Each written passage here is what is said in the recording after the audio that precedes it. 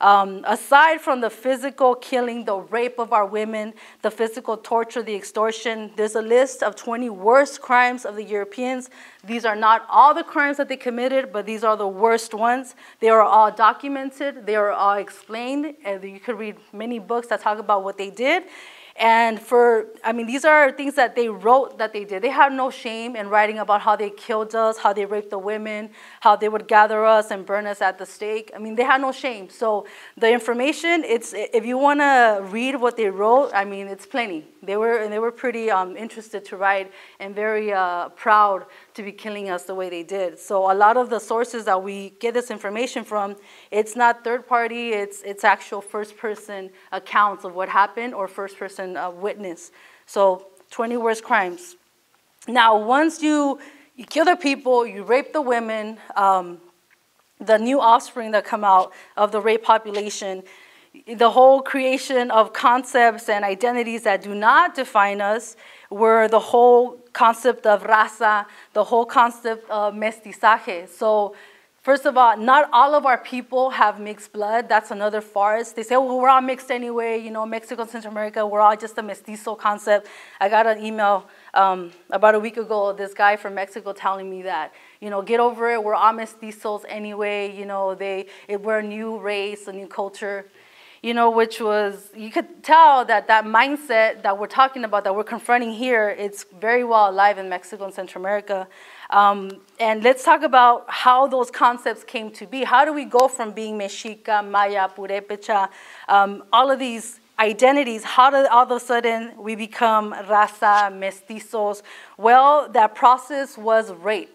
Not a lot of people, again, it's very uncomfortable to talk about rape. It's very uncomfortable to say, you know what, my ancestors were raped. Obviously, you know, myself, I'm scarred. You know, a lot of us in this room, we have different variations of that scar. But the metaphor that we use in the Mexica movement is, we're not going to be proud of a rape that happened to our ancestors. What happened to our ancestors racially at the moment of European contact, that was to leave a scar on our people. It's not to define who we are. It's not to say, you know, forget it, you're no longer indigenous, you're not full-blooded, so, you know, forget it, you're European.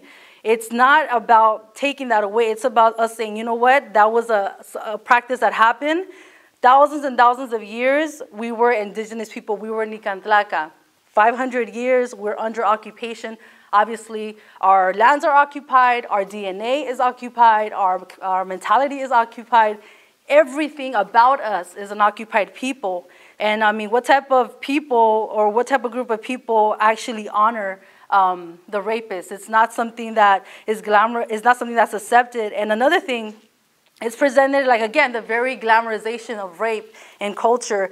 There's a very good book to read on this concept called México Profundo by Miguel Bonfil Batalla. And he talks about what it means to be a mixed people and a full-blood people, and talking about that the idea of mestizaje, it's only a domination of our culture. It was never a mixture. It wasn't like Europeans came and said, oh, you know what, you have such a beautiful culture, you know, let's become one culture. Let me marry my husband, you know, let me marry my son to your daughter. She's so beautiful. It was none of that. But that's what is presented in the education system. That's what's presented in, obviously, Disneyland with Pocahontas and all this, the glamorization of Malinche. We have the glamorization of rape. We have the glamorization of the European fantasy of love for Nican Tlaca women, which is a lot of false information, false histories, and you guys could read for yourselves what they did to women. And it's disgusting. It's not something that we should be proud of, and it's something that we really need to clean our mindset from, because the glamorization still continues to this day. You see it every day in our communities, and it's time that we know the truth of what happened. And again, these terms, we're not taking it. We're not going to allow Europeans to define who we are, especially after they raped us and with their blood, and all of a sudden we're supposed to glamorize that. We're supposed to stop being who we are and start honoring who they are in our bodies. That's not acceptable. We reject that. The next slide to talk about is, well, language, identity. There's plenty of languages that we speak. even to this day, even after these centuries of colonization and the systematic destruction of our culture and our identity, we still speak our languages. It's a little small in your handout, but it's a map with the geography of language and basically letting you know that we still speak our languages: Chinanteco, Chol, Huasteco, Maya, Masawa, Mixe, Mixteco, Nahuatl, and many more lists. And this is what's on the actual map, and it's really tricky how they document the indigenous full-blood populations in Mexico, because to them, a full-blooded person say that they move out of their actual full-blood indigenous communities and they become part of the city, they already become mestizo. So it's a lot of, there's a lot of misinformation on that. So according to the latest demography or the counting of Nican Tlaca people, full blood, is more than 30% of Mexico. And the next one to talk about genocide, the whole concept of genocide, the concept that we most know of, the one that's promoted, is the physical killing of a people. It's the actual, we get the images of the Jewish Holocaust, and we get the images of, this concentration camps and all that, which is genocide. That is part of the physical aspect of genocide.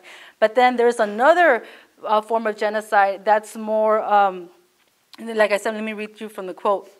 It said, "It is intended rather to signify a coordinated plan of different actions aiming at the destruction of essential foundations of the life of national groups with the aim of annihilating the groups themselves.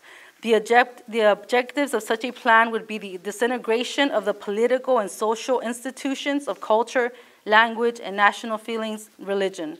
So, like I said, we know the physical aspect of genocide, but genocide also means taking away any aspect of a people that makes them who they are, a culture, a language, an identity, or religion. When they are taking away those definitive notions of who you are, they're taking you away from who you are, therefore killing you ethnically, killing you culturally, killing you linguistically. It's a genocide that encompasses a lot of levels of death.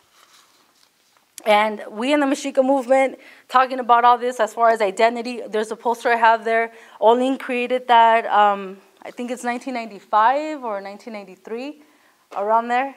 And it's the very first poster. It's very famous. It's Mexican, not Latino, not Hispanic.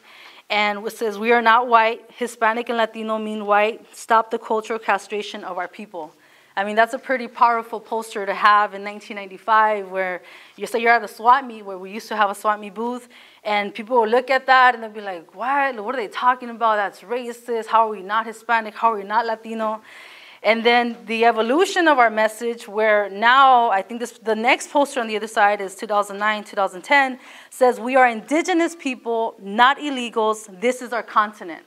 So we're trying to let people know that we as indigenous people, Mexican, Central American, Native American, South American, we're all one people. That's our message. We keep working on our message as the time goes by.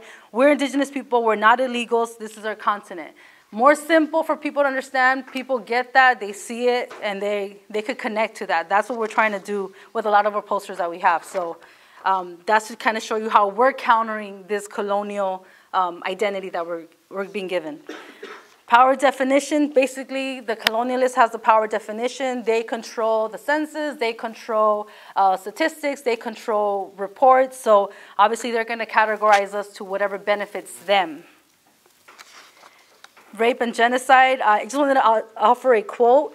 The term mestizaje and raza were greatly introduced to Mexican culture in 1925 by Jose Vasconcelos, and he's very famous for the culture of arts and trying to revitalize Mexican culture after the Mexican Revolution. And I just wanted to kind of give you some quotes there. This man who wrote these things or said these things is the same man who created the concept that Mexico is a new country, that we are now a mixed people. And just to, like, his criticism of Zapata, he said in the Mexican Ulises book, he said, "The hidden doctrine of the school of Zapata was to return of Mexico to the primitivism of Montezuma." So obviously, he's not really proud of the indigenous people of Mexico. He's not really trying to embrace Mexican indigenous history or Nican Tlaca culture. And then you can read more quotes at the bottom. And basically, this is the man who is glamorized. I mean, we know that concept everywhere. We grew up with it. Vamos a mejorar la raza. That means you marry someone that's lighter than you. The inner racism that exists in our communities, where if a child is born with blue-eyed and light skin, that child is worshipped and the whole neighborhood is called over. And look at my baby, está bien güerito, qué bonito. And then if your child is dark and your child has dark features, black hair, ay, está bien prieto, ay, pobrecito, que se case con una güera cuando crezca. I mean, these things, it's so disgusting, you know, to witness, and we see this every day. This is not stopping. It's even being more popularized by Mexican novelas, by commercials. I mean, this whole concept of you are ugly if you are indigenous, you are pretty if you have European features. It's no secret, and it's actually one of the biggest obstacles that we have in trying to educate our people because of that self-hate.